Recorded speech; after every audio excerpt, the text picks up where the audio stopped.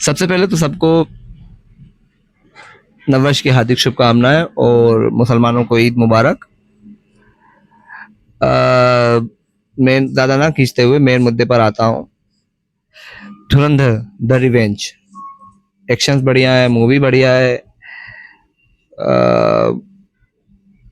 सबकी एक्टिंग बढ़िया है, चाहे वो रणवीर सिंह हो, चाहे वो राकेश बेदी हो, हाँ राकेश बेदी नाम है, चाहे वो अर्जुन रामपाल हो, कोई भी हो, सबकी एक्टिंग बहुत अच्छी है। सबने अपने अपने जान झोंकी है फिल्म को एक अच्छा आयाम पे देने के लिए, और इसमें सबसे ज़्यादा तारीफ आदित्य धर की करनी चाहिए। उनके डायरेक्शन प्रोडक्शन में जो भी है, उनका डायरेक्शन बहुत बढ़िया है। उन्होंने एक अच्छी मूवी बनाई है, देखने लायक। और रही प्रोपेगेंडा की बात, तो दादा जब तक बीजेपी की सरकार है तब तक तो प्रोपेगेंडा चलता रहेगा, उनकी हर कार्रवाई को जस्टिफिकेशन चलता रहेगा। वो एक देशभक्त सरकार है, दिखाते रहेंगे वो। और पूर्ववर्ती सरकारों को जो बीजेपी की ना हो, उनको देशद्रोही बता दिया जाएगा। इसका एक सबसे बड़ा उदाहरण है कि जमील जमाली, टाइमलाइन देखें तो 2022-23 का वो टाइमलाइन बन रहा है जब उसको छुड़वा के वापस भेजा जा रहा है, और उसका 45 साल पहले अगर किसी ने भेजा तो 77-78 में मोरारजी देसाई की सरकार थी, उन्होंने पहले भेजा था। यानी कि कांग्रेस ने कुछ नहीं किया, यूपीए मतलब बाकी सरकारों ने कुछ नहीं किया।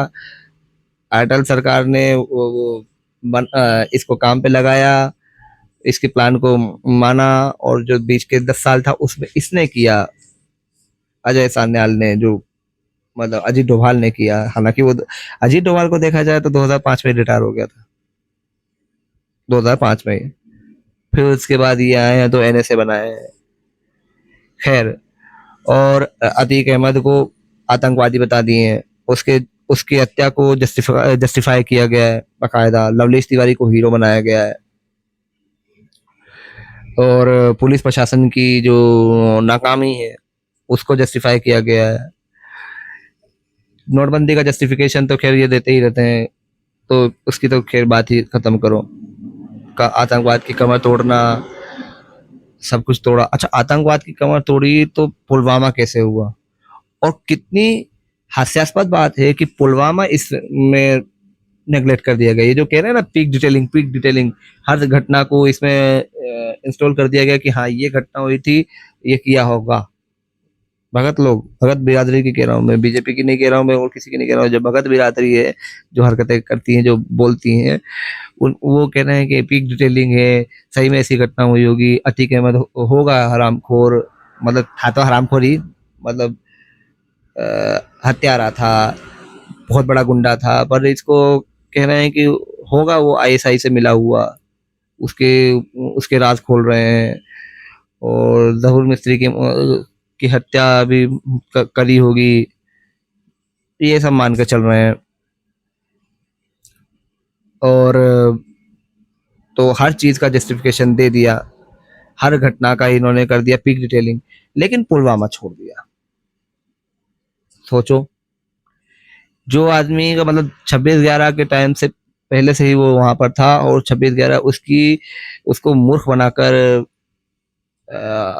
अर्जुन रामपाल के किरदार ने वो करवा दिया हमला। 26/11 का तो दिखा दिया, पुलवामा कैसे हुआ पता ही नहीं है।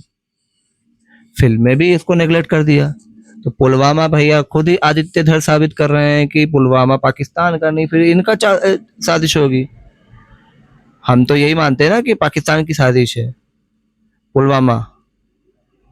हमारे 40 जवान शहीद हुए, 40 जवान, बदले में हमने उनके 400 लोग मारे हैं। तो हमारे वो 40 जवान के बारे में भी तो दिखाते, उसको काहे मतलब छोड़ दिया, इग्नोर कर दिया? क्या वो हमारे सीने पर दाग नहीं है? हम हर 14 फरवरी प्रेम का दिन होता है, उस प्रेम के दिन में हमको हमको ये नफरत देखनी पड़ी थी। सबका मूड खराब हुआ था, मेरा भी, सबका मूड खराब हुआ था यार। तेरी ये क्या हुआ? 40 जवान शहीद हो गए, वो 300 किलो आरडीएक्स कैसे आए किसी को नहीं पता।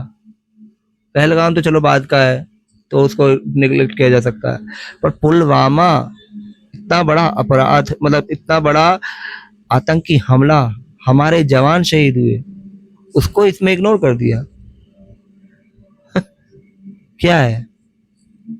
आप मूवी अच्छी बनाते हैं, डायरेक्शन अच्छा करते हैं आदित्य चंद्र जी, लेकिन आपको ये नहीं करना था। पीक डिटेलिंग में आपको ये जो कहते हैं ना, पीक डिटेलिंग भगत बिरादरी, उस पीक डिटेलिंग में आपको ये तो जोड़ना चाहिए था। अतीक अहमद के परिवार से तो कोई नहीं है जो मानहानि करे, और करे सो करे क्या, वो सबके सब तो अपराधी परिवार है, पूरा पूरा गुंडा परिवार है, तो उसमें छोड़ो ना, कर दिया अच्छी बात है, आपने उसको वो कर दिया। लेकिन दाऊद हमको मतलब सपा को, हमको नहीं, सपा को वहां जितवाना चाह रहा था, ताकि उसके उसके वो आदमी को बिठा सके, और बीजेपी वहां जीत गई नोटबंदी के द्वारा। कमाल है। हम वाह यार, नोटबंदी के द्वारा बीजेपी वहां जीती है, ताकि जो उनको जिता सके, ऐसा कुछ नहीं है। तो यानी कि 2018 में फिर नोटबंदी नहीं रही होगी, 2018 में फिर दाऊद की दोबारा चल गई होगी। 3 राज्यों में आप बुरी तरह से हारे थे, उसका क्या? बंगाल में भी वो दाऊद जितवा रहा होगा, कर्नाटक में दाऊद जितवा रहा होगा, जहां जहां बीजेपी हारी है वहां वहां दाऊद जितवा रहा होगा। हद है।